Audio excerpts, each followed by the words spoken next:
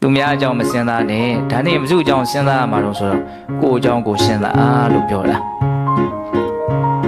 ဟုတ်တာပေါ့ကိုအတွက်အရေးကြီးဆုံးကကိုပဲလေကိုကောင်းအောင်ဆိုအောင်လုပ်တာလေတကယ်တမ်းအဓိကကိုပဲဘယ်သူမှကိုလောက်ကိုလာပြီးတော့လုံနိုင်တာမရှိဘူးကိုလောက်ကိုချမ်းသာစေတာဘယ်သူမှမရှိဘူးကိုလောက်ကိုဆင်းရဲစေတာလည်းဘယ်သူမှမရှိဘူးဒါကြောင့်ကိုအကောင်းဆုံးကင်တွယ်နိုင်တဲ့ဖို့အတွက်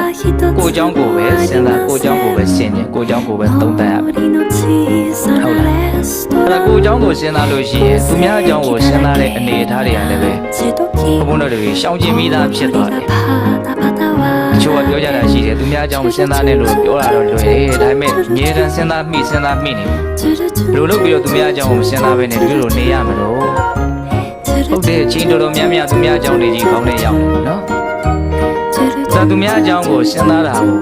ကိုစိတ်ထဲကတိတ်ပြီးတော့မနှစ်မြို့ဘူးမကြိုက်ဘူးကိုမကြိုက်ဘူးဆိုရင်ဘာနဲ့အစားထိုးတဲ့လဲလို့မြင်ကိုအကြောင်းကိုစဉ်းစားတာနဲ့အစားထိုးတဲ့ကိုအကြောင်းကိုစဉ်းစားလို့ရှိရင်သူများအကြောင်းကိုစဉ်းစားလို့စဉ်းစားစရာမလိုသလိုဖြစ်သွားတနည်းအားဖြင့်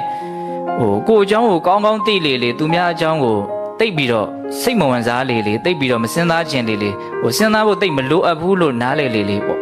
ကိုဘုံဘုံတို့ကဒါကိုယ်တိုင်ပုံစဉ်းစားကြည့်